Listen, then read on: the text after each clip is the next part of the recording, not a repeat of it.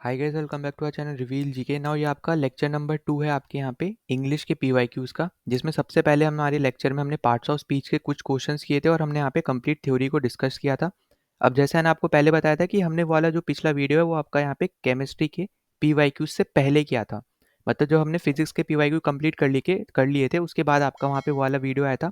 तो वहाँ पे मैंने आपको बताया था कि अब हम यहाँ पे जो कंप्लीट थ्योरी हम लोग यहाँ पे उस वीडियो में डिस्कस कर लेंगे।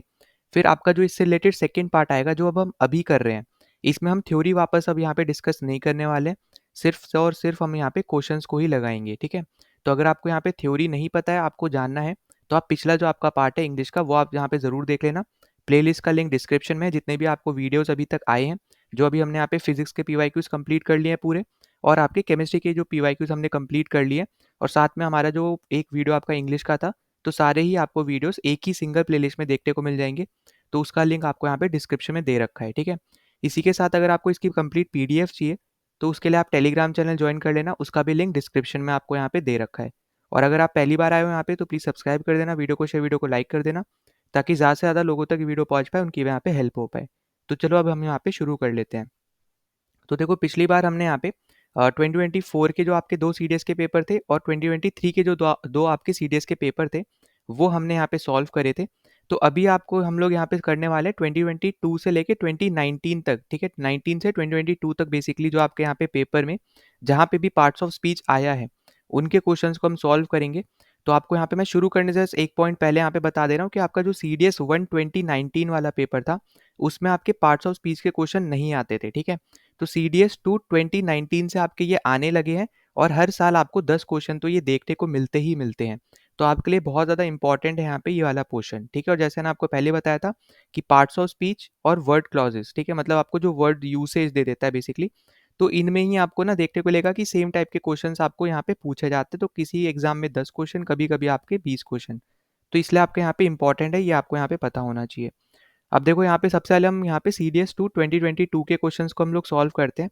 तो सबसे पहला क्वेश्चन आपको यहाँ पे दिख रहा होगा कि he headed the Indian freedom struggle which paved the way for non violent struggle for other countries in the 20th century. तो यहाँ पे आपका जो अंडरलाइन वर्ड है वो है आपका यहाँ पे विच। अब देखो, यहाँ पे आपको मैंने पहले जैसे आपको बता रखा है, अगर आपने थ्योरी वगैरह देखी होगी तो जैसे आपको यहाँ पे दिख रहा होगा, हमने ये सारी चीज़ें हमने पहले ही सॉल्व कर रखी है। ठीक है, थ्योरी कंप्लीट। तो यहाँ पे मैंने आपको एक चीज़ बताई थी, ये वाली चीज़, कि आपका यहाँ पे एक सेंटेंस में आपका वर्ब होता है, वर्ब से पहले आपका यहाँ पे सब्जेक्ट, और उसके बाद आपका यहाँ पे एक ऑब्जेक्ट आता है। ठीक है, तो यहाँ पे आपको क्या देखने को मिलेगा बेसिकली, अगर आप यहाँ पे वापस अगर आप आओगे और यहाँ पे देखोगे, तो यहाँ पे आपका हेडेड, ठीक है, ये आपका बन जाएगा वर्ब। वर्ब से पहले क्या आता है आपका यहाँ पे, ये आता है सब्जेक्ट। ठीक है, तो सब्जेक्ट आपको यहाँ पे एक पॉइंट और याद रख लेना कि सब्जेक्ट या तो आपका नाउन हो सकता है या फिर आपका प्रोनाउन हो सकता है। और आपको मैंने जैसे पिछले वीडियो में बताया था नाउन और प्रोनाउन में क्या डिफरेंस है, तो आपको यहाँ पे अभी पता चल गया होगा कि आपका जो ही है, ये एक आपका प्रोनाउन है जो आपका नाउन के जगह पे आ रहा है यहाँ पे। ठीक है, यूज हो रहा है उसकी जगह पे। फिर अगर हम आगे बात करें तो आगे आपको दे रखा है the Indian freedom struggle which paved. ठीक है, अब पेव्ड भी अगर आप देखोगे तो ये भी एक वर्ब है, और वर्ब से पहले आपका यहाँ पे एक नाउन आ रहा होगा, वो है आपका यहाँ पे ये वाला नाउन। ठीक है, इंडियन फ्रीडम स्ट्रगल ये आपका यहाँ पे है नाउन, और बाकी आपको पता ही है कि ए एन द ये सब आपके क्या होते हैं यहाँ पे, ये होते हैं आपके आर्टिकल। और यहाँ पे ये जो विच यूज हो रहा है ना, अगर आप यहाँ पे सेंटेंस पढ़ो ध्यान से, तो अगर आप पढ़ोगे यहाँ पे वापस कि he headed the Indian freedom struggle which, ठीक है, पेव्ड, मतलब यहाँ पे जो विच बेसिकली अगर आप देखोगे ना, ये यूज हो रहा है वो आपका यहाँ पे इस नाउन के लिए यूज हो रहा है ना, नाउन की जगह पे एक तरीके से यहाँ पे यूज हो रहा है। उसने पहले इतना बोल दिया कि he headed the Indian freedom struggle. ठीक है, जो भी जिसकी बात हो रही है यहाँ पे कि उसने इंडियन फ्रीडम स्ट्रगल को हेल्ड किया, उसके बाद आगे ये बोल रहा है कि विच पेव्ड, मतलब उस इंडियन फ्रीडम स्ट्रगल ने पेव्ड किया, उसने एक रास्ता बनाया, यहाँ पे एक वे बनाया नॉन वायलेंट स्ट्रगल के लिए। तो यहाँ पे बेसिकली आपका यहाँ पे जो आंसर बनेगा वो आपका प्रोनाउन बनेगा। तो हमारा जो आंसर निकल के आएगा वो आपको सिंपल देखोगे तो एक ही ऑब्जेक्ट, मतलब एक ही ऑप्शन आपको यहाँ पे दे रखा है प्रोनाउन का, वो है आपका यहाँ पे रिलेटिव प्रोनाउन। अब देखो, यहाँ पे एक पॉइंट पिछले ही आपके यहाँ पे जो पीडीएफ है, इसमें आपको मैंने यहाँ पे बहुत सारे आपको जो प्रोनाउंस थे वो मैंने आपको यहाँ पे बताए थे, अलग अलग टाइप के जो आपके यहाँ पे प्रोनाउन होते हैं। तो यहाँ पे आई गेस मैंने आपको रिलेटिव वाला नहीं बताया था, तो वो आपको मैं यहाँ पे लिखवा दे रहा हूँ। ठीक है, तो रिलेटिव वाले में आप यहाँ पे याद रख लेना कि रिलेटिव में जैसे आप यहाँ पे हु यूज कर सकते हो। ठीक है, आप यहाँ पे हुम देखोगे यूज होता हुआ, आप यहाँ पे विच देखते हो यूज होता हुआ। ठीक है, अब देखो यहाँ पे ये याद रखना, जैसे मैं आपको पहले वीडियो में बता चुका हूँ कि एक वर्ड जो है ना वो आपका यहाँ पे ज़रूरी नहीं है कि कोई आप एक वर्ड दिमाग में लेके चलो और वो आपका प्रोनाउन बन जाता है, ऐसा ज़रूरी नहीं है। आपका यूसेज के ऊपर डिपेंड करता है कि सेंटेंस में आप उसको यूज़ कैसे कर रहे हो, ठीक है? तो ये पॉइंट बस आपको यहाँ पे याद रखना, बस हाँ, ये ज़रूरी है याद रखना कि विच आपका एक प्रोनाउन भी बन सकता है, ठीक है? तो ये आपका यहाँ पे रिलेटिव प्रोनाउन से रिलेटेड हम यहाँ पे बात कर रहे हैं। इसके अलावा आप देखोगे यहाँ पे जैसे वेयर हो गया, ठीक है? हूज़ हो गया, ठीक? या फिर आपका दैट हो गया और एक्सेट्रा आप लगा दो, ठीक है? तो ये सारे आप यहाँ पे रिलेटिव प्रोनाउन में आप देखोगे यहाँ पे ये वर्ड्स यूज़ होते हैं। तो यहाँ पे अपना पहला आंसर हमें मिल गया, वो है आपका यहाँ पे रिलेटिव प्रोनाउन, ठीक है? फिर अगर आप यहाँ पे अगले पे चलोगे तो अगला आपको दे रखा है कि where there is peace for some time there will be prosperity, ठीक है? अब देखो अगर आपको यहाँ पे मान लो यहाँ पे अगर हम इसके रिस्पेक्ट में अगर हम बात करते हैं, क्वेश्चन को अगर हम पढ़ते हैं, तो पहला ऑप्शन आपको जैसे दे रखा है यहाँ पे इंटेरोगेटिव। अब इंटेरोगेटिव के लिए आपका क्वेश्चन बनना चाहिए, है ना? अगर आप यहाँ पे सेंटेंस पढ़ो कि where there is a peace for some time there will be prosperity, अब आपको यहाँ पे क्वेश्चन बनता हुआ नजर नहीं आ रहा है, तो इसलिए आपका यहाँ पे जो ये वेयर यूज हुआ है ना, ये आपका इंटेरोगेटिव नहीं है। पर अगर आप देखोगे तो वेयर आपका इंटेरोगेटिव के तौर पे यूज किया जा सकता है, ठीक है? इसलिए मैंने आपको बोला कि आपका यहाँ पे यूसेज के ऊपर डिपेंड करता है कि वो वर्ड किस तरीके से यूज हो रहा है सेंटेंस में। तो यहाँ पे आपका इंटेरोगेटिव तो आपका होना नहीं है।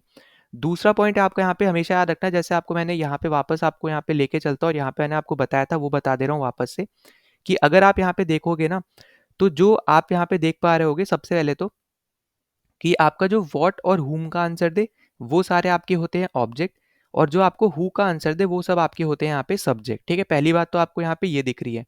दूसरी बात आपको यहाँ पे ये याद रखनी है कि जो भी आपको आंसर वेयर का दे, ठीक है? वेयर का यहाँ पे आपको जो भी आंसर दे वो बेसिकली आपके होते हैं यहाँ पे एडवर्ब, ठीक है?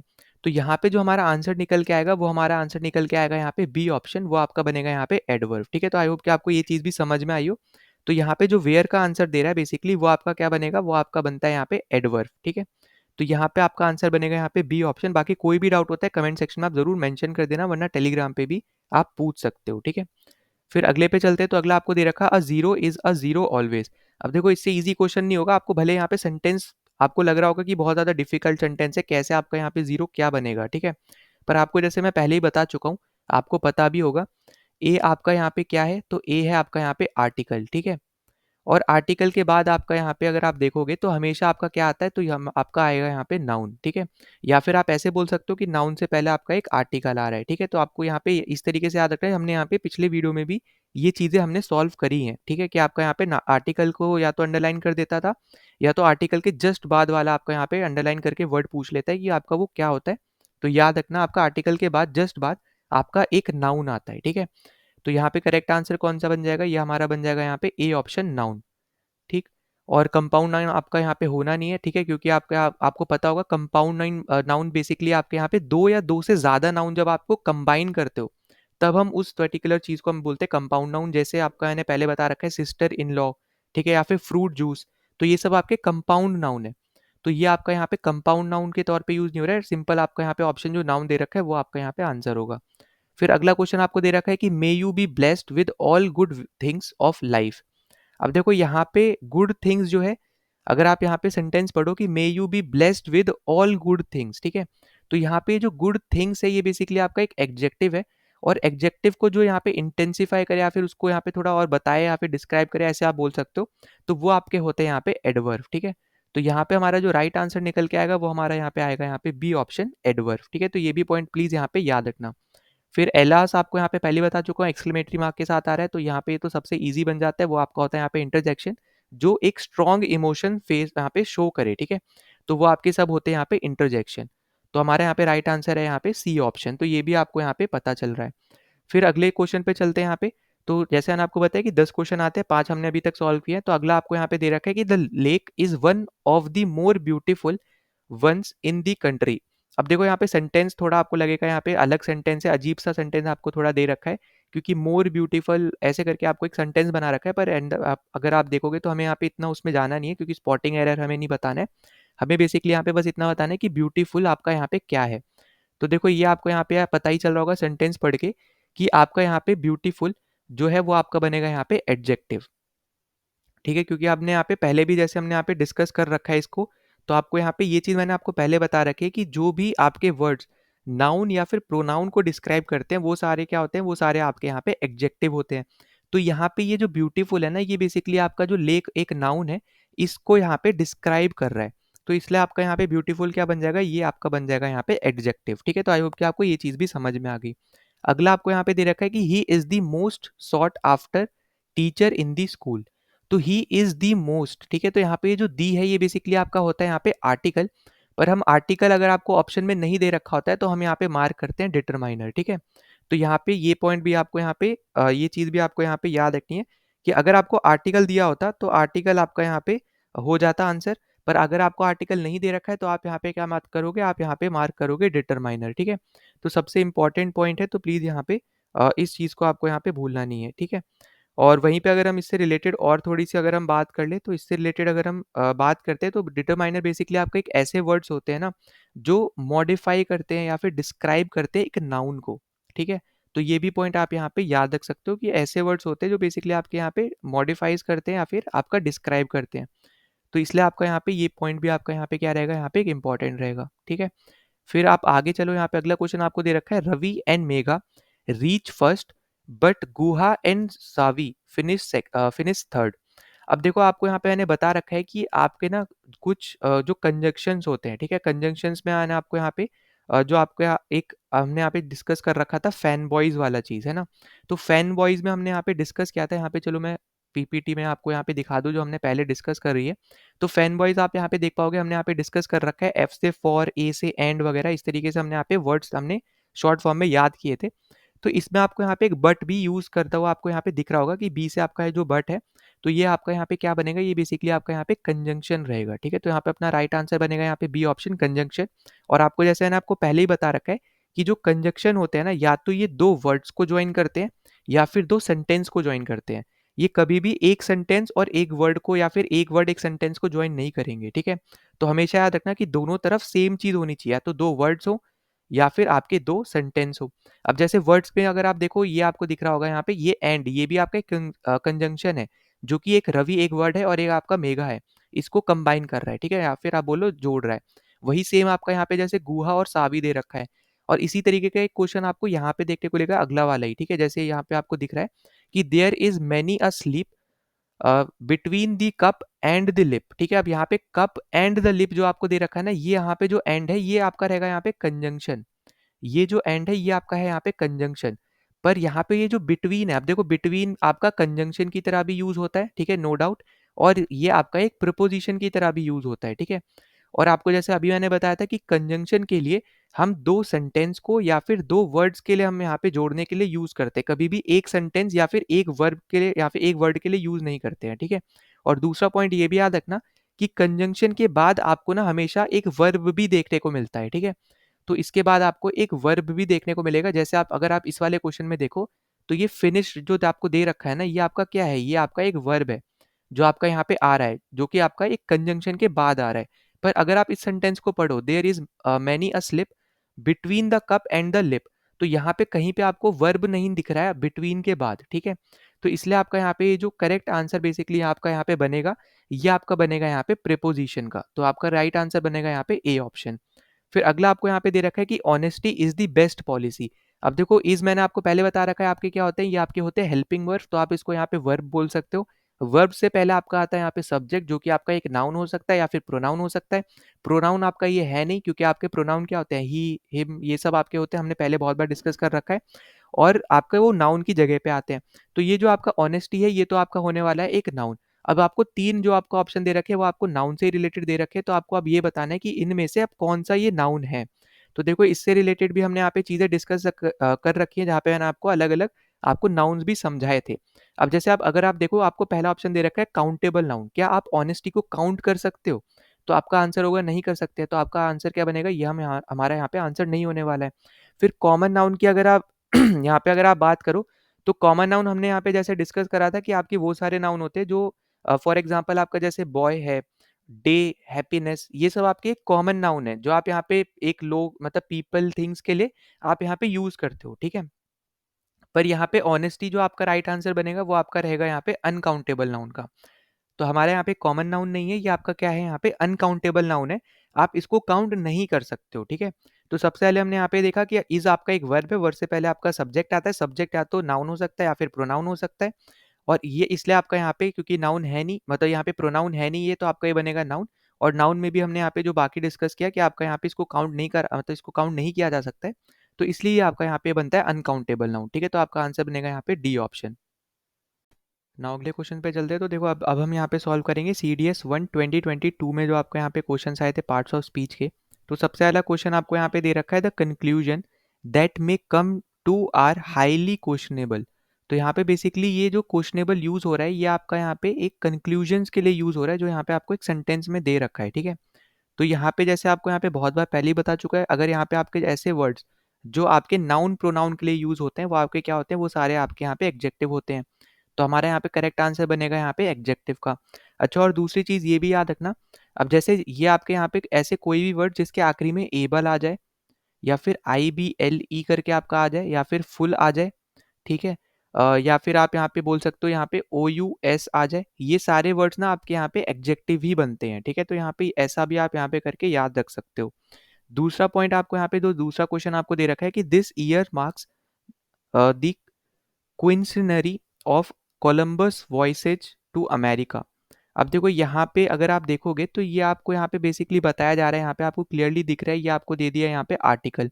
आर्टिकल के बाद आपका यहाँ पे क्या आता है, तो आपको पता ही है वो आपका आता है यहाँ पे नाउन। तो आपका करेक्ट आंसर बन जाएगा यहाँ पे ए ऑप्शन नाउन, ठीक है। या तो आप इस तरीके से याद रख सकते हो, क्योंकि आपका ये बहुत ज़्यादा ईजी तरीका याद रखने का, आर्टिकल के बाद आपका यहाँ पे नाउन आता है, ठीक। अच्छा, और दूसरा चीज़ आप ये भी याद रख सकते हो कि जो भी वर्ड्स आपके जैसे RY से फिनिश हो रहे हैं, ER से या फिर OR से हो गया, या फिर AR से हो गया, ठीक है। इसके अलावा जैसे आपके TION या SION, ठीक है, या फिर आपका जैसे शिप, ये सब आपके यहाँ पे नाउन ही बनते हैं, ठीक है। या एक आप यहाँ पे MENT, ठीक है। तो यहाँ पे ये भी याद रख लेना, ये सारे आपके क्या बनते हैं, यहाँ पे नाउन ही बनते हैं। तो इस तरीके से आप ये भी चीज़ें याद रख सकते हो, इंपॉर्टेंट इन्हीं के ऊपर यहाँ पे ज़्यादातर पूछा भी जाता है। फिर अगला आपको यहाँ पे दे रखा है question, I don't think I will come on Saturday, I have a lot of work to do, besides I don't really like parties. अब देखो यहाँ पे जो आपका ये बिसाइड्स यूज हो रहा है ना, ये आपका एक तरीके से अगर आप देखोगे तो यहाँ पे आपका यूज हो रहा है एडवर्ब की तरह, ठीक है। आपको यहाँ पे लग रहा होगा एक कंजंक्शन है, यहाँ पे दो सेंटेंस को जोड़ रहा है, पर यहाँ पे ये एडवर्ब की तरह यूज हो रहा है। और एडवर्ब की तरह वहीं पे यूज होता है ये, जहाँ पे आप ना एक फर्दर इन्फॉर्मेशन भी देते हो या फिर एक एडिशनल इन्फॉर्मेशन देते हो। अब जैसे इसने शुरू में क्या बोला था कि I don't like I will come on Saturday, ठीक है। आई don't think I will come on Saturday, ये मैंने यहाँ पे ये बेसिकली बोल रहा है कि उसको नहीं लगता है कि वो सैटरडे को आ सकता है। I have a lot of work to do, उसके बाद बहुत ज्यादा काम है सैटरडे को, इसलिए वो नहीं आ सकता है। Besides I don't like really like parties, उसके साथ साथ ये एडिशनल इन्फॉर्मेशन भी दे रहा है कि उसको पार्टीज पसंद नहीं है, ठीक है। तो यहाँ पे ये बेसिकली आपका एक एडवर्ब की तरह तभी यहाँ पे यूज हो रहा है। तो ये पॉइंट भी आपको यहाँ पे याद रखना है कि बिसाइड्स आपका एडवर्ब की तरह तभी यूज होता है जहाँ पे आप ना एक एडिशनल इन्फॉर्मेशन देते हो, ठीक है। तो आप यहाँ पे इस तरीके से याद रख सकते हो। फिर अगला लाइन आपको यहाँ पे अगला क्वेश्चन जो दे रखा है, the bottom line is that we have to make a decision today. अब देखो वापस से सेम चीज, आर्टिकल के बाद क्या आता है, आपका आता है यहाँ पे नाउन, तो राइट आंसर हो जाएगा यहाँ पे नाउन, ठीक है। फिर अगला हम यहाँ पे क्वेश्चन पे चलते हैं। तो अगले क्वेश्चन में आपको यहाँ पे दे रखा है, I still cherish the memories of those far of days. अब डेज आपका होता है यहाँ पे नाउन, ठीक है। और नाउन को जो यहाँ पे डिस्क्राइब करे या फिर उसके बारे में और अच्छे से बताए तो वो सारे आपके होते हैं एडजेक्टिव। तो यहाँ पे अपना करेक्ट आंसर हो जाएगा यहाँ पे एडजेक्टिव का, ठीक है। तो यहाँ पे आई होप कि आपको ये चीज़ पता चल गई कि डेज आपके नाउन है, उसको यहाँ पे इंटेंसिफाई कर रहा है या फिर डिस्क्राइब कर रहा है, तो ये सब आपका फार ऑफ जो है ये आपका बन जाएगा यहाँ पे एडजेक्टिव। फिर हम यहाँ पे अगले क्वेश्चन पे चलते हैं। तो अगला आपको यहाँ पे दे रखा है कि there is a visitor for you. अब आपका यहाँ पे ए मार्क कर रखा है, तो आपको पता है ये आपका होता है आर्टिकल, ठीक है। अब यहाँ पे एक अलग से चीज आप यहाँ पे जरूर याद रख लेना कि जो आपका ये द होता है ना, ये आपका होता है यहाँ पे डेफिनेट आर्टिकल, इसको हम लोग बोलते हैं यहाँ पे डेफिनेट आर्टिकल। और जो आपका यहाँ पे ए हो गया या फिर जो आपके ये एन है, ये आपके होते हैं यहाँ पे इनडेफिनाइट आर्टिकल, ठीक है। तो यहाँ पे जो आंसर निकल के आएगा हमारे पास, ये हमारे पास निकल के आएगा आएगा यहाँ पे सी ऑप्शन, ठीक। फिर अगले क्वेश्चन पे चलते हैं। तो अगला आपको दे रखा है कि my parents lent me the money, otherwise I could not have afforded the trip, ठीक है। तो यहाँ पे अगर आप देखो, यहाँ पे भी आपको लग रहा होगा कि ये आपका ये कंजंक्शन है, पर यहाँ पे कंजंक्शन की तरह यूज नहीं हो रहा है, यहाँ पे भी आपका ये एडवर्ब की तरह यूज हो रहा है, ठीक है। और ये किस तरीके से एडवर्ब की तरह होता है बेसिकली यूज, तो पहली बात तो ये पता होना चाहिए कि कंजंक्शन की तरह कैसे यूज़ होता है। तो देखो हमेशा याद रखना कि अदरवाइज़ आपका अगर आ रहा है सेंटेंसेस के बीच में और वो आपका एज़ अ कंजंक्शन अगर वो काम करता है, तो वो बेसिकली आप देखोगे ना, तो ये आपका ऐसे सेंटेंस के बाद यूज़ होता है जहाँ पे या तो आपको ऑर्डर मिल रहा हो या फिर आपको सजेशन मिल रहा हो। अब जैसे अगर आप पहला सेंटेंस पढ़ो कि my parents lent me the money, तो यहाँ तो ना तो आपको कोई सजेशन मिल रहा है, ना ही आपको कोई ऑर्डर मिल रहा है। तो इसलिए आपका यहाँ पे जो अदरवाइज़ आ रहा है ना उसके बाद, ये आपका एक कंजंक्शन नहीं बनेगा, ठीक है? तो ये पॉइंट याद रखना है आपके लिए यहाँ पे एक इम्पॉर्टेंट है कि ये आपका हमेशा यूज़ होता है आपके ऑर्डर के बाद या फिर सजेशन के बाद, जभी भी यहाँ पे ये काम करता है कंजंक्शन के तौर पे, ठीक है? क्योंकि अदरवाइज़ आपका एक कंजंक्शन के तौर पे भी यहाँ पे इस पे यूज़ हो सकता है, ठीक है? तो आई होप कि आपको ये पता चल गया कि क्यों ये आपका कंजंक्शन नहीं है, ठीक? अब ये आपका बनेगा आपका यहाँ पे एडवर्ब, ठीक है? तो यहाँ पे अपना राइट आंसर क्या निकल के आएगा? तो अपना ये राइट आंसर निकल के आएगा आपका यहाँ पे एडवर्ब, ठीक है? और एडवर्ब बेसिकली आपका तब यूज़ होता है जहाँ पे पहले सेंटेंस में जो चीज़ बोली, ठीक है? उसके रिस्पॉन्स में ना दूसरा सेंटेंस आपको यहाँ पे होता हुआ नज़र आता अगर वो पहला करेक्ट नहीं होता। जैसे आपको यहाँ पे दिख रहा होगा, आपको बोला है कि my parents lent me the money, मतलब यहाँ पे उसके पेरेंट्स ने उसको मनी दे दिया, पैसे दे दिए, अदरवाइज़ नहीं तो I could not have afforded the trip, मतलब यहाँ पे वो अफोर्ड नहीं कर पाता ट्रिप को। तो यहाँ पे नहीं तो मतलब अदरवाइज़ मतलब नहीं तो, ठीक है? इस तरीके से यहाँ पे यूज़ हो रहा है ये। तो एडवर्ब के तौर पे आपका तभी यूज़ होगा जब आपका पहला जो आपको सेंटेंस दे रखा है, अगर वो मान लो आपका करेक्ट नहीं है, तो जो दूसरा सेंटेंस आपको दिया है ना वो हो जाए, तो तब आपका ये एडवर्ब की तरह यहाँ पे यूज़ होता है अदरवाइज़, ठीक है? फिर आगे हम चलते हैं, आगे आपको यहाँ पे दे रखा है try to knock that vase over. अब देखो ओवर जो आपका यहाँ पे टर्म है ना, ये भी आपका एक एडवर्ब है, ठीक है? तो ये आपका यहाँ पे क्या है, एक एडवर्ब की तरह यहाँ पे यूज़ हो रहा है, तो यहाँ पे भी हमारा राइट आंसर निकल के आएगा एडवर्ब। और यहाँ पे ओवर आपका यहाँ पे एडवर्ब की तरह तभी यूज़ होता है जब आपका ये इंडिकेट करता है किसी मूवमेंट को किसी चीज़ के ऊपर। अब जैसे यहाँ पे मूवमेंट क्या हो रही है, आप किसी को मार रहे हो, ठीक है? मार किसको रहे हो? आप वास को मार रहे हो, ठीक है? तो यहाँ पे एक मूवमेंट हो रही है और किसी चीज़ के ऊपर हो रही है, तो इसलिए आपका ये ओवर जो आपका यहाँ पे यूज़ हुआ, ये आपका एक एडवर्ब की तरह यूज़ हुआ, ठीक है? तो यहाँ पे छोटे-छोटे यहाँ पे आई होप की पॉइंट्स है आपको यहाँ पे समझ में आएँगे कि कब आपका एडवर्ब की तरह यहाँ पे यूज़ होगा और कब आपका ये एडवर्ब की तरह यूज़ नहीं होगा, ठीक है? फिर अगला आपको यहाँ पे दे रखा है कि she wrote me an anguished letter. अब देखो एन आपका क्या होता है, ये आपका होता है आर्टिकल। आर्टिकल के बाद क्या आता है आपका यहाँ पे नाउन आता है। अब नाउन आप इस चीज़ को मत समझ लेना, ठीक है? यहाँ पे यही इंपॉर्टेंट पॉइंट है जो आपको याद रखना है, पहले आपको सेंटेंस पढ़ना है सही से। तो नाउन के लिए नाउन बेसिकली आपका ये लेटर है, ठीक है?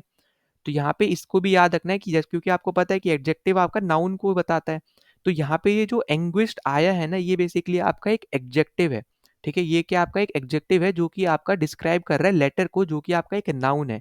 तो प्लीज़ यहाँ पे पहले सेंटेंस पढ़ना, ऐसे मत समझ लेना कि हमेशा ही नाउन के मतलब ये आपका आर्टिकल के बाद जस्ट नेक्स्ट वर्ड जो होगा आपका हमेशा नाउन होगा। वो आता ज़रूर है पर नाउन से पहले आपका एडजेक्टिव भी दिया जा सकता है ना? तो ये पॉइंट प्लीज़ यहाँ पे याद रख लेना, ठीक है?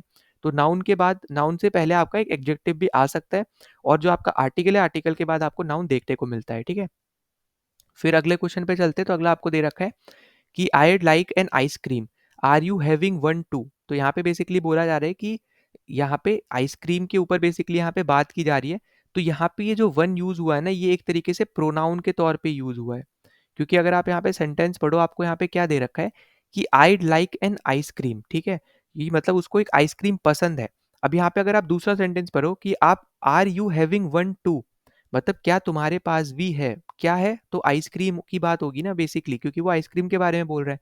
तो यहाँ पे जो वन यूज़ हुआ है ना, ये आपका एक प्रोनाउन के तौर पे यूज़ हुआ है। इसलिए आपको हमेशा याद रखना है कि जो वर्ड्स होंगे, वो आपके सेंटेंस में किस तरीके से यूज़ हो रहे हैं, उसी के बेसिस पे आप यहाँ पे पार्ट्स ऑफ स्पीच बता सकते हो। आप हमेशा अपनी मर्ज़ी से आप ये नहीं सोच सकते हो कि यही आपके आप यही आपका कोई एक वर्ड दे दिया, मान लो फॉर एग्ज़ाम्पल जैसे यहाँ पे वन दिया है, तो आप ये सोच के चलो कि आपका हमेशा ही यहाँ पे प्रोनाउन बनेगा, ठीक है?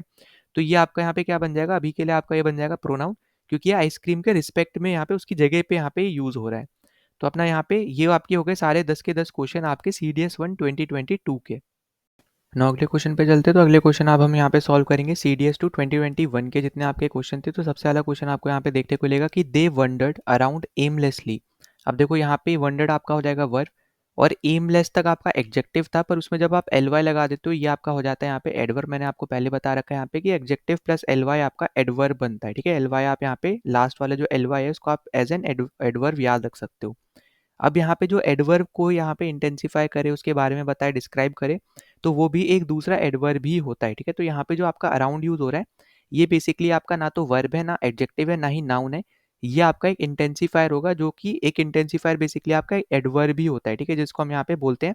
तो ये आपको यहाँ पे याद रखना है कि अपना राइट आंसर होगा यहाँ पे इंटेंसिफायर, जो कि आपका एमलेसली को ही यहाँ पे इंटेंसिफाई कर रहा है, ठीक है।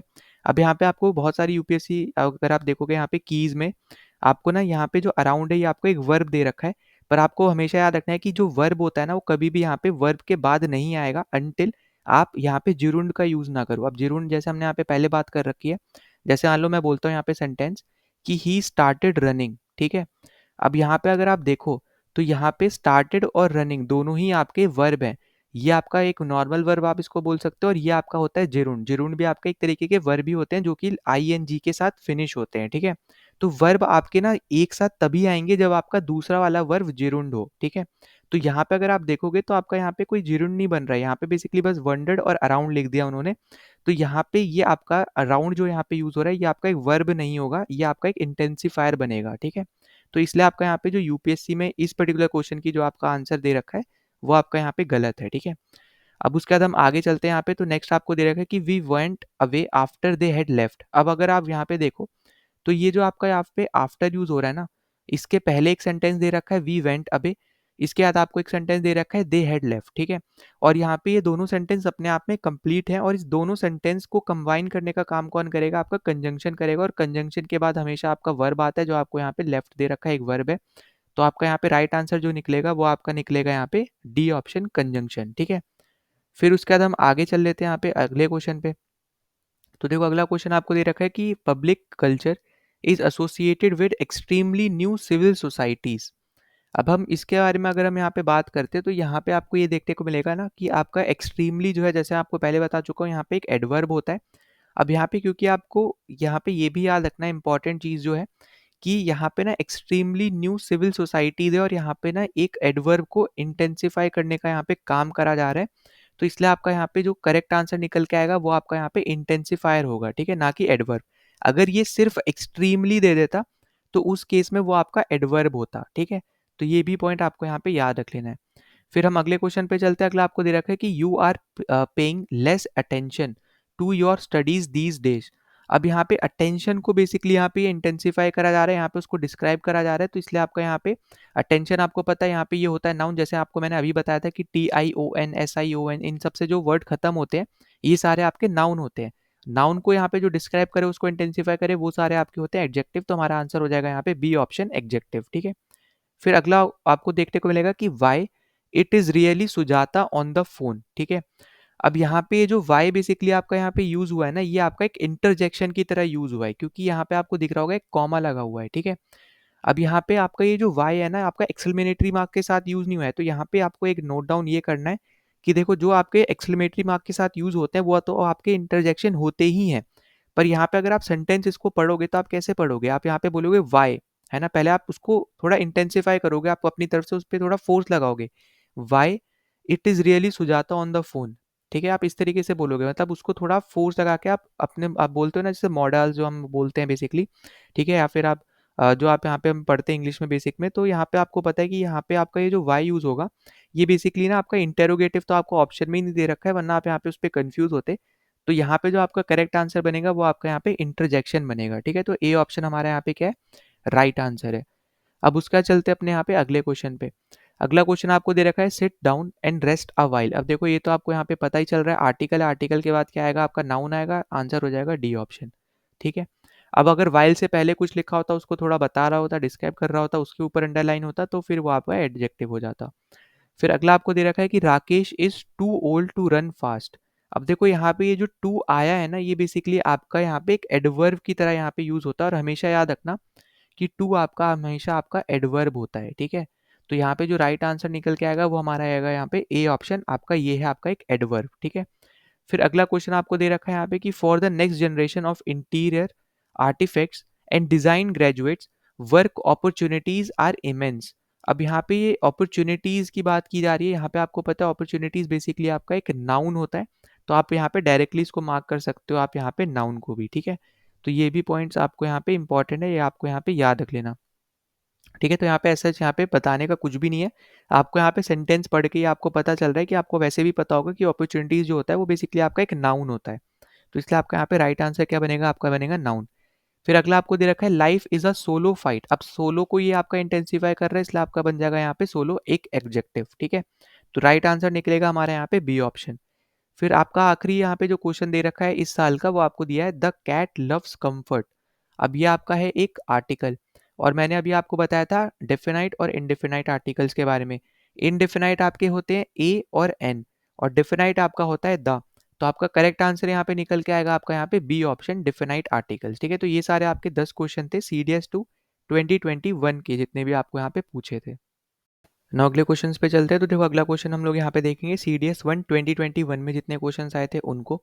तो सबसे पहला क्वेश्चन आपको दे रखा है the preacher said no one is above the all powerful. अब यहाँ पे अबव बेसिकली आपको पता है यहाँ पे एक प्रपोजिशन होता है, और यहाँ पे सेंटेंस में भी ये एक प्रपोजिशन की तरह ही यहाँ पे यूज किया जा रहा है। ठीक है, तो यहाँ पे जो अपना राइट आंसर निकल के आएगा वो हमारे यहाँ पे प्रपोजिशन निकल के आएगा, क्योंकि बाकी सब अगर आप देखोगे तो आपके यहाँ पे ना तो ये वर्ब है, ठीक है, ना क्योंकि ये एक्शन शो नहीं कर रहा है, ना ही ये आपका वर्ब के लिए ही यूज हो रहा है, इसलिए आपका ना तो ये एडवर्ब बनेगा, और प्लेस वैल्यू आपका यहाँ पे कुछ है नहीं। ठीक है, तो आपका यहाँ पे सीधा सीधा आपका यहाँ पे प्रीपोजिशन बन जाएगा आंसर।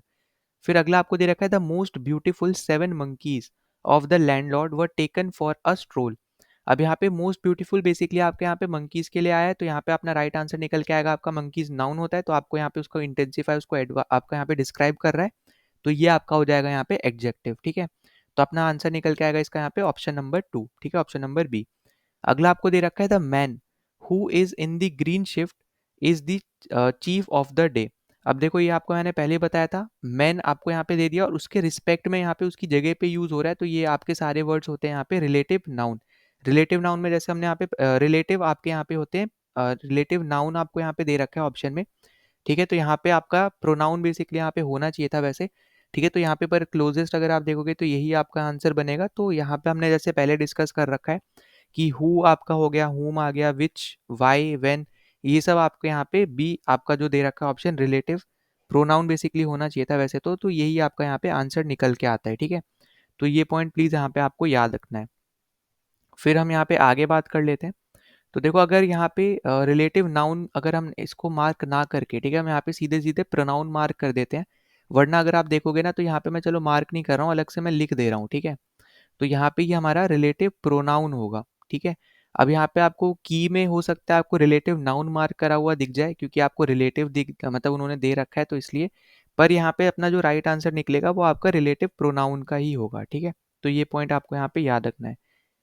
और फिर हम यहाँ पे अगले पे चलते हैं। अगला आपको दे रखा है alas he has been defeated. अब एलास वही वापस से आ गया, इंटरजेक्शन होगा क्योंकि आपका एक्सक्लेमेटरी मार्क के साथ स्ट्रॉन्ग इमोशन शो कर रहा है, तो आपका बन जाएगा यहाँ पे इंटरजेक्शन। फिर अगला आपको यहाँ पे दे रखा है he has been living in the jungle for long and he knows all the animals here. अब यहाँ पे आपको ये तो पता चल रहा है कि ये आपका एक कंजंक्शन है, क्योंकि आपका दो सेंटेंस को ये ज्वाइन करने का काम कर रहा है और वो दोनों सेंटेंस आपस में कंप्लीट भी हैं। ठीक है, अब यहाँ पे इसका मतलब ये हो गया, ना तो ये हमारा प्रोनाउन बनने वाला है, ना ही हमारा यहाँ पे प्रपोजिशन बनने वाला है। अब यहाँ पे बात आती है कि क्या ये सबऑर्डिनेटिंग कंजंक्शन है या फिर ये कोऑर्डिनेटिंग कंजंक्शन है। ठीक है, तो देखो सबऑर्डिनेटिंग और कोऑर्डिनेटिंग की जब हम यहाँ पे बात करते हैं, तो इस चीज़ में हमें यहाँ पे डिफरेंस थोड़ा बहुत हमें यहाँ पे पता होना चाहिए। तो जो आपका कोऑर्डिनेटिंग कंजंक्शन होता है ना, ये आपके दो इक्वल आइडियाज को ज्वाइन करते हैं। ठीक है, वहीं पे जो आपके सबऑर्डिनेटिंग कंजंक्शंस होते हैं, ये आपके दो डिफरेंट टाइप के आइडियाज को ज्वाइन करते हैं। जैसे अगर आप यहाँ पे देखोगे एग्जाम्पल के तौर पे हमने यहाँ पे डिस्कस किया था सबऑर्डिनेटिंग कंजंक्शन में, where, before, since, so, after, when, ये सब आपके क्या होते हैं, ये सब आपके सबऑर्डिनेटिंग होते हैं। ठीक है, तो यहाँ पे अपना राइट आंसर निकल के आएगा यहाँ पे बी ऑप्शन, वो आपका होगा यहाँ पे कोऑर्डिनेटिंग कंजंक्शन। ठीक है, फिर अगले पे चलते हैं। अगला आपको दे रखा है they have been driving since early morning. अब यहाँ पे जो सिंस है ना, ये बेसिकली आपका एडवर्ब की तरह यूज हुआ है, क्योंकि आपका ये होता है आपका एडवर्ब ऑफ टाइम। ठीक है, ये आपका होता है एडवर्ब ऑफ टाइम, और अगर आप सेंटेंस को भी पढ़ोगे तो आपको यहाँ पे नजर भी आएगा, मतलब आपको समझ में भी आएगा, ये आपका एक टाइम के तौर पे यहाँ पे यूज हो रहा है कि they have been driving since. ठीक है, तब से, कब से कर रहे हैं, अर्ली मॉर्निंग। ठीक है, अर्ली मॉर्निंग से यहाँ पे वो ड्राइव कर रहे हैं, तो इसलिए आपका यहाँ पे ये एक एडवर्ब के तौर पे यहाँ पे यूज हो रहा है, और एडवर्ब ऑफ टाइम का यहाँ पे ये हिस्सा होता है। ठीक है, फिर अगला आपको दे रखा है this time we woke up to the virus related diseases. अब टाइम आपका एक नाउन है। ठीक है, उसी के बारे में बेसिकली यहाँ पे बता रहा है, तो यहाँ पे ये उसकी जगह पे यूज़ हो रहा है, तो ये आपका बन जाएगा यहाँ पे एक प्रोनाउन। तो हमारा यहाँ पे ये बेसिकली आपका रहता है डेमोन्स्ट्रेटिव प्रोनाउन, जो आपने यहाँ पे पढ़ रखे होंगे। दिस, दैट, दीज, दोज, ये सब आपके क्या होते हैं, डेमोन्स्ट्रेटिव प्रोनाउन होते हैं, ठीक है। तो अपना राइट आंसर होगा यहाँ पे डेमोन्स्ट्रेटिव। अब उसके आगे आपको यहाँ पे दे रखा नहीं है, तो वो अपनी यहाँ पे बात आती नहीं है, वो अपनी अलग बात हो जाएगी, पर हमें यहाँ पे ये चीज़ पता होना चाहिए, ठीक है। तो ये आपका एक रहेगा यहाँ पे एक इंपॉर्टेंट पॉइंट। फिर अगला आपको दे रखा है कि रवि वॉन दी मैच। अब देखो ये आपको पता चल रहा है कि वॉन बेसिकली एक एक्शन है, तो ये आपका एक वर्ब ही रहेगा, पर ये कौन से टाइप का वर्ब रहेगा, तो ये आपका रहने वाला है यहाँ पे ट्रांजिटिव वर्ब। क्योंकि ट्रांजिटिव वर्ब आपके ऐसे वर्ब होते हैं जिसके बाद आपको यहाँ पे एक बोल सकते हो आपको ऑब्जेक्ट दिखाई देता है, ठीक है। ऑब्जेक्ट आपको दिखता है, तो ऑब्जेक्ट जैसे आपको यहाँ पे दिख रहा है मैच, ठीक है। वहीं पे अगर आप इंट्रांजिटिव की बात करो तो यहाँ पे तो देखो अपना आंसर हो जाएगा यहाँ पे ट्रांजिटिव। अब इंट्रांजिटिव की अगर हम जैसे बात करते हैं, मान लेते हैं हम बोलते हैं यहाँ पे कि राहुल स्विम्स, ठीक है, या फिर राहुल प्लेज। अब यहाँ पे अगर आप देखो तो प्लेज आपका एक वर्ब है, पर उसके बाद कोई ऑब्जेक्ट नहीं आया, तो ऐसे जो सेंटेंस होते हैं ना, जो आपके ऐसे वर्ब है जिसके पास कोई भी ऑब्जेक्ट ना हो, तो वो सब आपके यहाँ पे इंट्रांजिटिव वर्ब होते हैं, ठीक है। तो ये पॉइंट भी आपको यहाँ पे याद रखना है। फिर अगला आपको दे रखा है कि love your neighbour as thy self. अब यहाँ पे सेल्फ वाला आ गया, तो हमें पता है यहाँ पे ये होता है आपके रिफ्लेक्सिव प्रोनाउन, तो आपको यहाँ पे रिफ्लेक्सिव प्रोनाउन करके नहीं दे रखा है, प्रोनाउन दे रखा है, तो आप यहाँ पे प्रोनाउन मार्क कर दोगे, ठीक है। फिर अगला आपको दे रखा है कि there was an exultation in the group. अब मैंने आपको यहाँ पे बहुत बार बता दिया कि TION से जो खत्म होते हैं वो सारे आपके क्या होते हैं, वो सारे आपके यहाँ पे नाउन होते हैं। तो आप यहाँ पे नाउन मार्क कर सकते हो, ये आप कर सकते हो, या फिर दूसरा आप तरीका कर सकते हो कि आर्टिकल आपको दिख रहा है यहाँ पे एन, और एन के बाद बेसिकली आर्टिकल के बाद जो आपका आता है वो आपका होता है नाउन, तो आपका ये बन जाएगा आपका यहाँ पे नाउन, ठीक है। तो यहाँ पे दो तरीके से आप इसको यहाँ पे सॉल्व कर सकते हो। तो हमारे यहाँ पे ये 10 क्वेश्चन थे जो आपको यहाँ पे CDS 1 2021 में देखने को मिले थे। नाउ CDS 2 2020 के क्वेश्चंस को सॉल्व कर लेते हैं। तो देखो पहला क्वेश्चन आपको यहाँ पे दिख रहा है, all the pilgrims rested for a while under the banyan tree. अब देखो यहाँ पे आपके प्रपोजिशन जो होते हैं ना, प्रपोजिशन आपके यहाँ पे नाउन या फिर प्रोनाउन से पहले आते हैं, और यहाँ पे आपको अंडर भी पता चल रहा होगा कि यहाँ पे बनियन ट्री के नीचे है ना, तो ये बेसिकली आपको एक पोजीशन बता रहे हैं। तो ये आपका होता है यहाँ पे अंडर जो यूज हो रहा है, यहाँ पे ये आपका यूज हो रहा है एज अ प्रोपोजिशन। फिर अगला आपको दे रखा है the wonderful statue of the leader welcomes all people to city. अब यहाँ पे जो स्टैचू है ये आपका बनेगा यहाँ पे एक नाउन, है ना। ये आपको यहाँ पे इसको सेंटेंस पढ़ के पता चल रहा है, क्योंकि वंडरफुल आपका यहाँ पे क्या है, वंडरफुल आपका हो जाएगा यहाँ पे एडजेक्टिव, और हमें यहाँ पे पता है द आपका एक आर्टिकल है, आर्टिकल के बाद आपका यहाँ पे एक नाउन आता है, और उसको यहाँ पे बेसिकली डिस्क्राइब करने के लिए इसलिए उससे पहले यहाँ पे एक एडजेक्टिव आ गया। और मैंने आपको पहले बताया था, या तो आप इस तरीके से भी याद रख सकते हो कि ये आपका एडजेक्टिव रहेगा, या फिर आप इस तरीके से याद रख लो कि FUL से जो आपके खत्म होते हैं वो आपके जनरली एडजेक्टिव होते हैं, ठीक है। फिर अगला आपको दे रखा है कि दिस इज हिज पेन। अब देखो ये हमने यहाँ पे बहुत बार डिस्कस कर रखा है, ये बेसिकली आपका एक प्रोनाउन है, पर यहाँ पे ये कौन सा प्रोनाउन है ये आपको पता होना चाहिए। तो ये आपका है यहाँ पे पहला वाला आपका आंसर करेक्ट हो जाएगा, पोजेसिव प्रोनाउन, ठीक है। तो पोजेसिव प्रोनाउन में आपके जैसे mine, your, his, her, its, our, their, ये सब बेसिकली आपके यहाँ पे प्रोनाउंस होते हैं, ठीक है। तो यहाँ पे पोजेसिव प्रोनाउन का यहाँ पे ये पार्ट रहेगा। फिर अगला अगर हम यहाँ पे देखते हैं, अगला आपको दे रखा है कि when people found that the jewel was in records of Rahim they gave it to him. अब यहाँ पे ये जो इट यूज हो रहा है ना, ये बेसिकली यहाँ पे यूज हो रहा है ज्वेल के लिए। अगर आप सेंटेंस पढ़ो कि when people found that the jewel was in records of Rahim, ठीक है, मतलब ज्वेल जो है आपका यहाँ पे रहीम का था, तो इसलिए उन्होंने यहाँ पे रहीम को दे दिया। क्या दिया है, ज्वेल दिया है ना। इट बेसिकली आपका एक प्रोनाउन है यहाँ पे। तो अपना जो राइट आंसर होगा वो हमारा यहाँ पे ए ऑप्शन बन जाएगा, कि यहाँ पे जो इट यूज हो रहा है ये आपका एक ज्वेल के लिए यूज हो रहा है, ठीक है। तो यहाँ पे ज्वेल आपका एक चीज है जिसके लिए ये यूज हो रहा है, तो इसलिए आपका यहाँ पे डायरेक्टली बस प्रोनाउन दे रखा है। अगर वैसे होता तो हम यहाँ पे अलग प्रोनाउन में थोड़ा डीप में जाते। अब जैसे फॉर एग्जाम्पल आपको अगला दे रखा है यहाँ पे भी अगर आप देखो तो आपको इट ही आपका यहाँ पे अंडरलाइन है, पर यहाँ पे आपको पूछा जा रहा है कि it is 11 o'clock now and all of us should retire to bed. अब यहाँ पे जो इट है ना तो ये किसी प्लेस के लिए यूज हो रहा है, ना ही किसी पर्सन के लिए यूज हो रहा है, ना ही किसी थिंग के लिए यूज हो रहा है। तो जब ऐसा कोई प्रोनाउन आता है ना, तो हम उसको बोलते हैं इम्पर्सनल प्रोनाउन, ठीक है। तो यहाँ पे जो ये इट यूज होगा, अगर ऐसी जगह पे यूज हो रहा है इट जो कि किसी ना तो किसी पर्सन को आपका डिस्क्राइब कर रहा है, मतलब उसकी जगह पे आया है, और ना ही किसी चीज की जगह पे आया है, तो उस प्रोनाउन को हम लोग यहाँ पे इम्पर्सनल प्रोनाउन बोलते हैं, ठीक है। तो यहाँ पे ये पॉइंट याद रखना। और इसका अपोजिट आपका जस्ट हो जाएगा यहाँ पे पर्सनल प्रोनाउन, जो आपको पिछले क्वेश्चन में भी दिखा था, ठीक है। फिर अगला आपको दे रखा है the flower is very beautiful. अब ब्यूटीफुल आपको पता है यहाँ पे ये आपका होता है एडजेक्टिव, इस तरीके से याद रख सकते हो, या फिर फुल से जो खत्म होते हैं वर्ड्स वो आपके एडजेक्टिव होते हैं, और उनको ही जो इंटेंसिफाई करता है या फिर डिस्क्राइब करता है और वो आपके होते हैं सब एडजेक्टिव, वो सॉरी आपके एडवर्ब। ठीक है, तो आपका यहाँ पे करेक्ट आंसर होगा यहाँ पे बी ऑप्शन एडवर्ब। फिर अगला आपको दे रखा है this boy is stronger than Ramesh.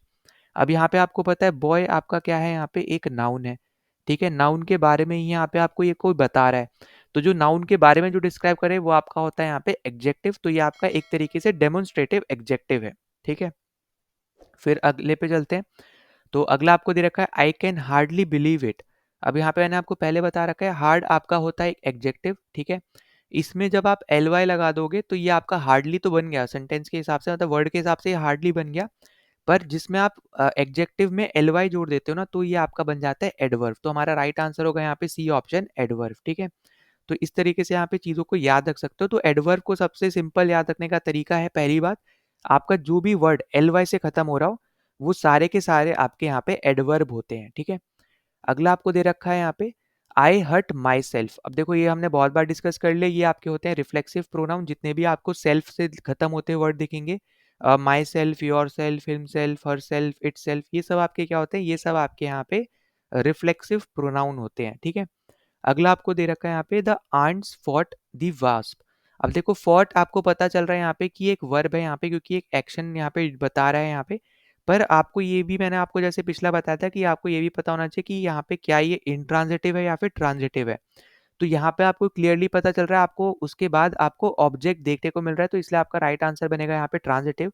अगर आपको ऑब्जेक्ट नहीं देखने को मिलता, बस इतना लिखा होता दी एंड फॉट, तो यहाँ पे ये आपका बन जाता इंट्रांजिटिव। ठीक है, पर आपको वहाँ पे ऑब्जेक्ट दिया है आपके वर्ब के बाद, इसलिए आपका ये क्या बन गया, एक इंट्रांजिटिव की जगह ट्रांजिटिव वर्ब बन गया। ठीक है, तो ये पॉइंट आपके हो गए, ये सारे क्वेश्चन थे आपके जो आए थे CDS 2 2020 में। नाउ हम यहाँ पे सॉल्व करते हैं CDS 1 2020 वाले आपके यहाँ पे जितने 10 क्वेश्चन आए थे उनको। तो देखो सबसे पहला क्वेश्चन आपको यहाँ पे देखने को मिल रहा है कि he has been working in the department of foreign affair since 2002।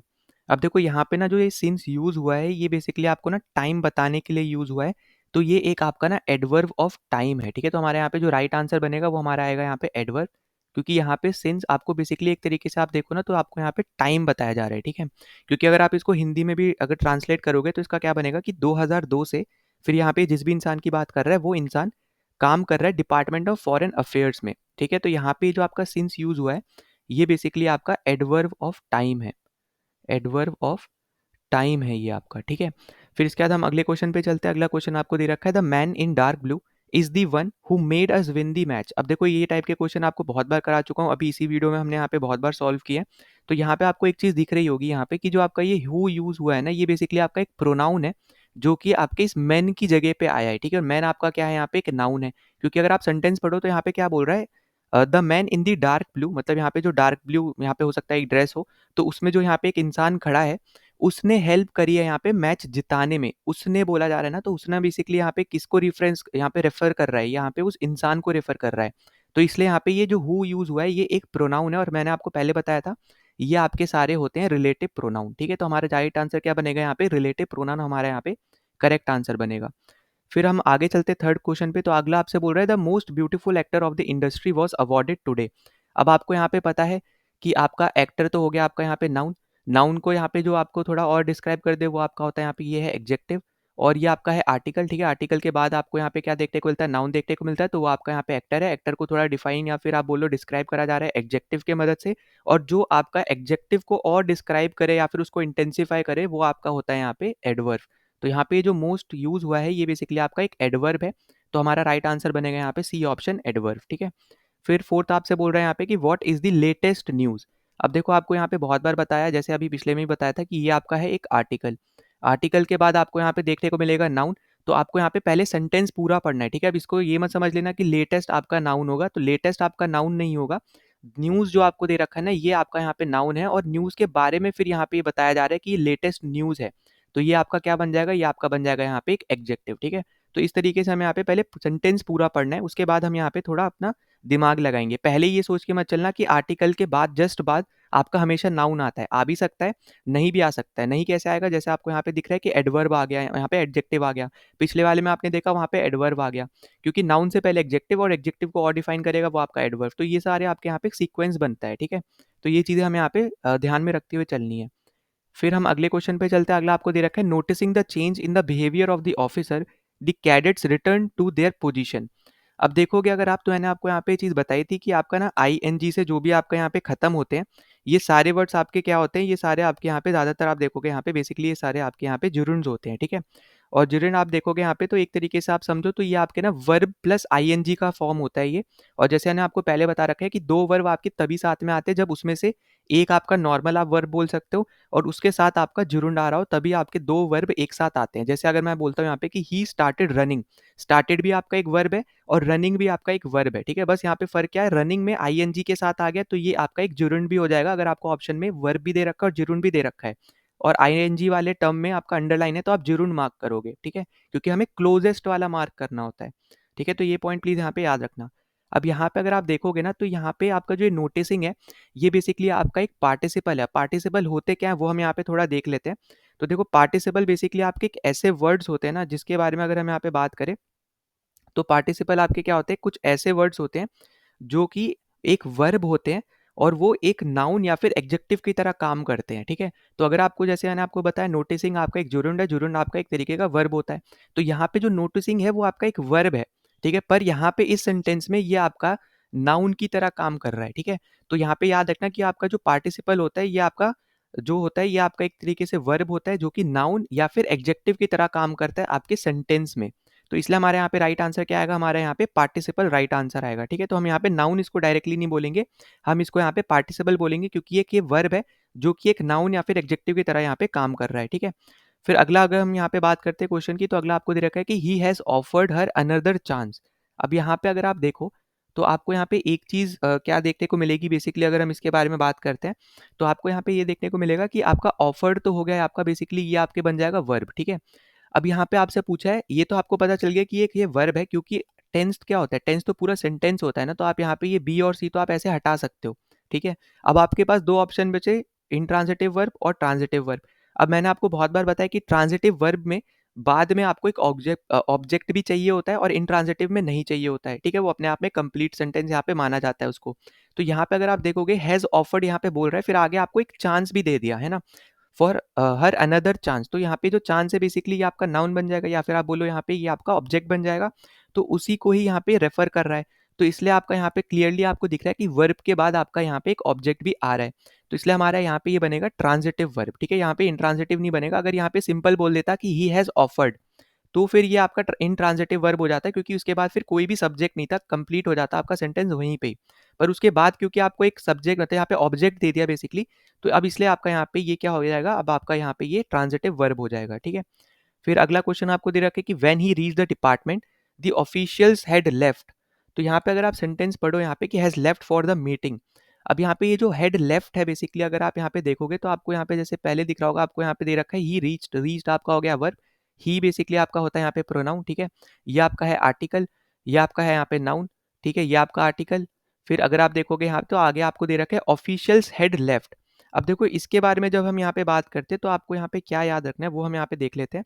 तो यहाँ पे अपना जो राइट आंसर है वैसे तो याद रखना वो आपका है यहाँ पे पास्ट परफेक्ट वर्ब। अब ये ऐसा क्यों है, क्योंकि अगर आप देखोगे ना तो पास्ट परफेक्ट वर्ब का ना यहाँ पे कुछ एक सीक्वेंस बनता है। वो सीक्वेंस क्या बनता है, subject plus head plus verb का थर्ड फॉर्म, ठीक है। और उसके बाद आपका सेंटेंस जो आगे आपको ऑब्जेक्ट दे रखा होगा वो, तो जैसे यहाँ पे आपको ऑब्जेक्ट दे दिया, मान लो यहाँ पे मीटिंग है ना, और फिर आपका वर्ब का थर्ड फॉर्म लेफ्ट आपको यहाँ पे दिख रहा है, फिर हेड आपका लगा हुआ है और आपका सब्जेक्ट जो है वो है आपका यहाँ पे ऑफिशियल्स। तो बेसिकली आपका यहाँ पे ये एक सेंटेंस बनाने का यहाँ पे टाइप होता है आपके पास्ट परफेक्ट वर्ब का, ठीक है। अब यहाँ पे इसको इन्होंने पास्ट परफेक्ट टेंस लिख के नहीं दिया क्योंकि यहाँ पे अंडरलाइन एक आपका यहाँ पे हेड लेफ्ट है, ठीक है। अब यहाँ पे ये एक आपका एक वर्ब है, वर्ब की तरह काम कर रहा है, तो यहाँ पे आपको पता है टेंस तो आपका पूरा सेंटेंस होगा, ये आपका हो नहीं सकता। अब देखो क्लॉज बेसिकली अगर हम यहाँ पे बात करते हैं इंडिपेंडेंट क्लॉज और आपके यहाँ पे जो भी आपके डिपेंडेंट क्लॉज होते हैं, तो यहाँ पे आप देखोगे ना ये आपके कुछ आप बोल सकते हैं एक तरीके से यहाँ पे कुछ ऐसे क्लॉजेज़ वगैरह यहाँ पे होते हैं, जो अपने आप में ही पूरे होते हैं, ठीक है? अगर आप यहाँ पे देखोगे जैसे आपका इंडिपेंडेंट का क्या क्लॉज़ हो गया जो अपने आप में ही कंप्लीट हो, जैसे मैंने यहाँ पे आपको बताया था पहले कि शी स्विम्स, अब यहाँ पे शी स्विम्स जो है ये अपने आप में ही यहाँ पे कंप्लीट है, ठीक है? और यहाँ पे जो क्लॉजेज़ होते हैं ना, इनमें आप देखोगे यहाँ पे कि सब्जेक्ट प्लस वर्ब ही आपको यहाँ पे देखने को मिलता है। तो इसी के साथ यहाँ पे ये आपस में क्या हो जाते हैं, यहाँ पे कंप्लीट हो जाते हैं। बस इंडिपेंडेंट में क्या होता है, इसके बाद आगे कुछ भी नहीं आएगा। डिपेंडेंट वाले जो होते हैं इसके बाद आपको एक ऑब्जेक्ट भी देखने को मिलता है, ठीक है? तो इसलिए आपका यहाँ पे क्योंकि आपको सब्जेक्ट प्लस वर्ब यहाँ पे उसके बीच में आपको हेड भी देखने को मिल रहा है, तो इसलिए आपका यहाँ पे ये क्लॉज तो होना नहीं है, ठीक है? क्लॉज आपके एक तरीके से ग्रुप ऑफ वर्ड्स होते हैं, जो आपका यहाँ पे आपको दिख रहा होगा, एक आपका उसमें से सब्जेक्ट होगा, उसमें से फिर दूसरा वाला आपका एक वर्ब होगा और जो आपका यहाँ पे ये नहीं है, ठीक है? तो ये पॉइंट प्लीज़ यहाँ पे याद रखना। तो यहाँ पे जो आपको अंडरलाइन कर रखा है वो आपका हेड लेफ्ट कर रखा है, ठीक है? तो इसलिए आपका यहाँ पे ये जो सेंटेंस बेसिकली बना रहा है, ये आपका बनाएगा यहाँ पे subject plus head plus verb का थर्ड फॉर्म जो आपको यहाँ पे दे रखा है हेड लेफ्ट, ठीक है? ऑफिशियल्स हेड लेफ्ट जो आपका यहाँ पे ये सेंटेंस पूरा बन रहा है, ये आपका एक पास्ट परफेक्ट वर्ब आपका यहाँ पे ये काम कर रहा है हेड लेफ्ट जो है, ठीक ठीक है? फिर अगला आपको यहाँ पे दे रखा है the building is very ancient. अब यहाँ पे अगर आप देखो तो आपको ये लग सकता है कि यहाँ पे जो इज़ है ये आपका एक ऑक्सिलरी वर्ब है, क्योंकि हमने यहाँ पे पढ़ रखा है कि आपके यहाँ पे इज़, एम, आर ये सारे आपके ऑक्सिलरी वर्ब होते हैं या फिर हम इनको हेल्पिंग वर्ब भी बोलते हैं। पर वो उन सेंटेंस में हेल्पिंग वर्ब होते हैं जहाँ पे आपके पास एक मेन वर्ब भी हो, ठीक है? पर यहाँ पे अगर आप देखो तो आपको यहाँ पे क्लियरली दिख रहा होगा यहाँ पे कि आपका जो इज़ है ये सिर्फ़ और सिर्फ़ अकेला यहाँ पे एक वर्ब यूज़ हो रहा है, ठीक है? तो इसका मतलब यहाँ पे क्या है कि आपका यहाँ पे जो इज़ यूज़ हो रहा है, ये आपका एकलौता वर्ब है इस पूरे सेंटेंस में, तो ये इज़ जो आपका यहाँ पे काम करेगा, ये एक मेन वर्ब की तरह काम करेगा, ठीक है? तो प्लीज़ यहाँ पे इसका ध्यान देना कि इज़ ज़्यादातर आप देखोगे तो आपके ना ये आपका एक आप बोल सकते हो यहाँ पे कि हेल्पिंग वर्ब या फिर आपके ऑक्सिलरी वर्ब का यहाँ पे ये हिस्सा होता है, पर वो तभी हिस्सा होगा जब आपके सेंटेंस में एक दूसरा मेन वर्ब भी हो। अगर वहाँ पे सेंटेंस में एक भी मेन वर्ब नहीं है और ये आपका यूज़ हो रहा है, तो इसको हम लोग मेन वर्ब मान के चलते हैं, जैसे आपको इस क्वेश्चन में इस आपके क्वेश्चन में देखने को मिल रहा है। तो यहाँ पे अगर आप देखो तो आपको यहाँ पे दे दिया द बिल्डिंग, ये बिल्डिंग आपका नाउन है, आपका एंशिएंट जो है एक तरीके से आप बोल सकते हो यहाँ पे एडजेक्टिव है। तो उसके बारे में बेसिकली यहाँ पे बताया जा रहा है, तो यहाँ पे जो इज़ है ये आपका एक वर्ब है और वर्ब के बाद आपको अगर आप देखोगे तो आपको कोई ऑब्जेक्ट देखने को नहीं मिल रहा है, ठीक है? तो हमें यहाँ पे कोई भी अगर आप देखो तो हमें ऑब्जेक्ट देखने को नहीं मिल रहा है, ऑब्जेक्ट बेसिकली आपका नाउन वगैरह होता है, तो इसलिए हमें यहाँ पे ये ऑब्जेक्ट देखने को नहीं मिल रहा है, हमें यहाँ पे एडजेक्टिव देखने को मिल रहा है जो आपका एक तरीके से आप समझो तो वो ऑब्जेक्ट नहीं होता है, ठीक है? तो यहाँ पे ये जो इज़ यूज़ हुआ है, पहली बात तो ये आपका एक मेन वर्ब है और हमने यहाँ पे पहली बात भी पढ़ी है यहाँ पे कि मेन वर्ब आपके 2 तरीके के होते हैं, एक ट्रांज़िटिव एक और आपका इनट्रांज़िटिव और एक ट्रांज़िटिव, ठीक है? इनट्रांज़िटिव के केस में बाद में आपका जो आपका वर्ड्स आएँगे उसमें सब्जेक्ट होना ज़रूरी नहीं है, ठीक है? वहीं पे आपका जो ट्रांज़िटिव होता है उसको सब्जेक्ट की ज़रूरत पड़ती है मेन वर्ब के बाद और इस सेंटेंस में अगर आप देखो तो इज़ के बाद आपको कोई भी यहाँ पे आपको ऑब्जेक्ट देखने को नहीं मिल रहा है, इसलिए आपका यहाँ पे जो राइट आंसर बनेगा वो आपका बनेगा यहाँ पे इनट्रांज़िटिव वर्ब, मतलब यहाँ पे इसके बाद कोई भी ऑब्जेक्ट नहीं है, ठीक है? तो ये प्लीज़ यहाँ पे याद रखना। फिर हम अगले क्वेश्चन में चलते हैं, तो अगला देखो आपको हुर्रे करके दे रखा है, तो सबसे सिंपल हो जाता है, यहाँ पे स्ट्रॉन्ग इमोशन शो हो रहे हैं और एक्सक्लेमेटरी मार्क भी आपको दिख रहा है, तो डायरेक्टली आप यहाँ पे मार्क कर सकते हो, इंटरजेक्शन है ये।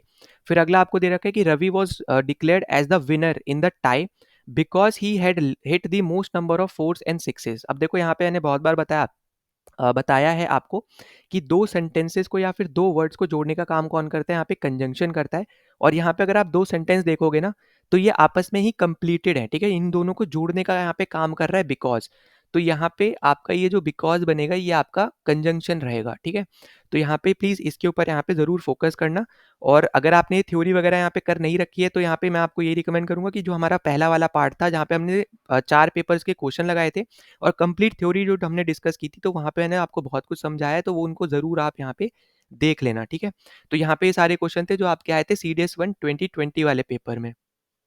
नाउ अब हम यहाँ पे सॉल्व करते हैं अपने सीडीएस 2 2019 में जो आपको यहाँ पे क्वेश्चंस देखने को मिले हैं पार्ट्स ऑफ स्पीच के। तो देखो सबसे पहला क्वेश्चन आपको दिख रहा है कि रीता ईट्स हर डिनर क्विकली। अब देखो यहाँ पे जो ईट्स है ये बेसिकली आपका एक एक्शन शो कर रहा है, तो यहाँ पे ये आंसर बन जाएगा अब आपका वर्ब का, ठीक है?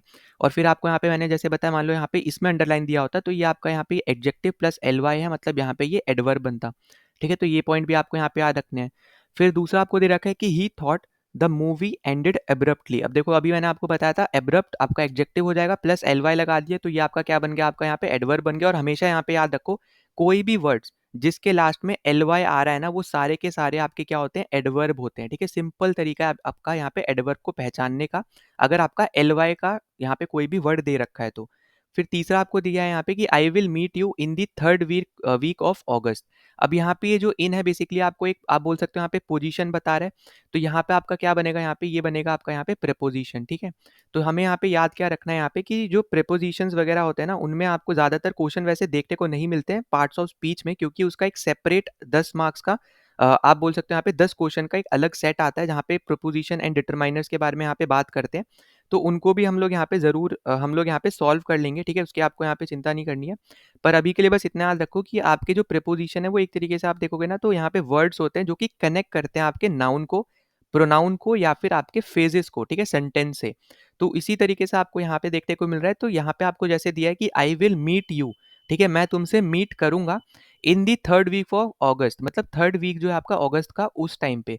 तो यहाँ पे एक तरीके से आप देखो उसके बारे में यहाँ पे बेसिकली आपको टाइम बताया जा रहा है। आपको यहाँ पे आप बोल सकते हो या तो आपको लोकेशन बताई जा रही हो, डायरेक्शन बताई जा रही हो, टाइम बताया जा रहा हो। तो उन सब चीज़ों के लिए आप यहाँ पे प्रेपोजिशन का यूज़ करते हो, तो इसलिए आपका यहाँ पे जो इन यूज़ हुआ है ये आपका एक प्रेपोजिशन है। ठीक है, फिर हम अगले क्वेश्चन पे चलते हैं। अगला आपको दे रखा है जैस्मीन्स एंड रोजेस। तो यहाँ पे जैसे मैंने आपको अभी बहुत बार बता दिया, यहाँ पे आपको पता चल रहा होगा ये आपका एक कंजंक्शन है, क्योंकि ये आपका एक वर्ड है और ये आपका वर्ड है। दो वर्ड को जोड़ने का काम कौन करता है, कंजंक्शन करता है, या फिर दो सेंटेंसेस को जोड़ने का काम कौन करता है, कंजंक्शन करता है। ठीक है, फिर अगला आपको दे रखा है शी ट्रूथफुली। अब यहाँ पे देखो वापस से ट्रूथफुल आया। ट्रूथफुल मैंने आपको बता रखा है एफ यू एल से जो खत्म हो वो सारे आपके यहाँ पे एग्जेक्टिव होते हैं। अब उसके बाद इन्होंने प्लस एल वाई भी यहाँ पे जोड़ दिया, मतलब एग्जेक्टिव प्लस एल वाई हो गया, तो ये आपका क्या बन गया, आपका बन गया यहाँ पे ये एडवर्ब। ठीक है, फिर हुर्रे आपका आ गया, यहाँ पे स्ट्रॉन्ग इमोशन शो कर रहा है, एक्सक्लेमेटरी मार्क आपको दिख रहा है, तो ये आपका बन जाएगा यहाँ पे इंटरजेक्शन। फिर अगले क्वेश्चन पे चलते हैं। अगला आपको दे रखा है the sun writes meaningless letters. अब देखो लेटर्स आपका यहाँ पे है नाउन, उसको ही यहाँ पे क्या कर रहा है, थोड़ा डिफाइन कर रहा है, डिस्क्राइब कर रहा है, तो ये आपका क्या बन जाएगा, ये आपका बन जाएगा यहाँ पे एडजेक्टिव, क्योंकि ये आपके ऐसे वर्ड्स होते हैं एडजेक्टिव जो आपके नाउन या फिर प्रोनाउन को और ज्यादा डिस्क्राइब करते हैं। ठीक है, तो इसलिए आपका यहाँ पे मीनिंगलेस क्या बन जाएगा, ये आपका है एक एडजेक्टिव। फिर दूसरा आपको यहाँ पे अगला क्वेश्चन दिख रहा होगा the secretary himself visited the affected families. अब यहाँ पे आपको मैंने पहले बता रखा है, यहाँ पे ये जो वर्ड आपको आखिरी में दिख रहा है ना सेल्फ, तो यहाँ पे जब आपको सेल्फ दिखे या फिर सेल्फ दिखे, ये सारे आपके रिफ्लेक्सिव प्रोनाउन होते हैं। तो आपको यहाँ पे रिफ्लेक्सिव प्रोनाउन करके नहीं दिया, उन्होंने डायरेक्टली प्रोनाउन दिया है, तो आप यहाँ पे वो आंसर मार्क कर दोगे। ठीक है, जैसे हमने यहाँ पे देखा था हिम सेल्फ, हर सेल्फ, ठीक है, my self, our self, them self, तो ये सारे आपके क्या होते हैं, ये सारे आपके रिफ्लेक्सिव प्रोनाउन होते हैं। ठीक है, फिर अगले पे चलते हैं। अगला आपको यहाँ पे दे रखा है the children were walking through the forest. अब थ्रू अगर आप देखो यहाँ पे ये भी एक प्रेपोजिशन का ही पार्ट है, क्योंकि आप यहाँ पे एक तरफ से दूसरी तरफ जा रहे हो, ठीक है, उसको पास कर रहे हो आप। यहाँ पे एक तरीके से आप देखो तो लोकेशन यहाँ पे आपको बताई जा रही है, तो इसलिए आपका यहाँ पे क्या बन जाएगा, ये आपका एक प्रेपोजिशन बन जाएगा। और अच्छा दूसरी चीज भी यहाँ पे याद रखनी है कि हमें हमेशा वर्ड्स को ना सेंटेंस में वो किस तरीके से यूज हो रहे हैं उसके बेसिस पे हम यहाँ पे अपना आंसर करेंगे।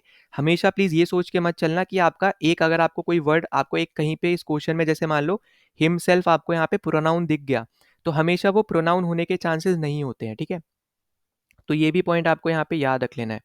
फिर अगला आपको दे रखा है the presiding officer walked slowly to the dais. अब देखो ये भी आपका बहुत ज़्यादा सिंपल हो गया, क्योंकि आपका यहाँ पे वापस से क्या बन गया, यहाँ पे एडजेक्टिव प्लस आपका एल वाई का फॉर्म हो गया, मतलब यहाँ पे ये एडवर्ब बन गया। तो यहाँ पे बहुत ज़्यादा ही इजी क्वेश्चंस थे, इसमें से 3 क्वेश्चन तो आपके यहाँ पे प्लस एल वाई वाले फॉर्म के ही थे, मतलब एडवर्ब के वाले थे और बहुत ज़्यादा सिंपल थे, तो आप इनको यहाँ पे इजीली कर सकते थे।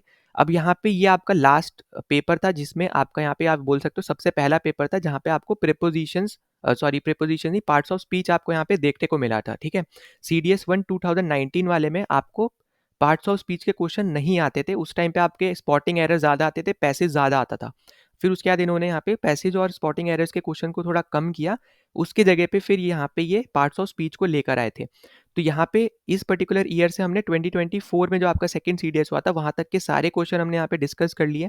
किसी भी क्वेश्चन में कोई भी डाउट होता है कमेंट सेक्शन में ज़रूर मेंशन कर देना, वरना आप टेलीग्राम चैनल भी ज्वाइन कर सकते हो, वहाँ पे भी अपने डाउट्स पूछ सकते हो, और टेलीग्राम पे ही आपको इसकी कंप्लीट PDF भी मिल जाएगी एकदम फ्री, तो आप उसको ज्वाइन कर लेना, लिंक डिस्क्रिप्शन में है।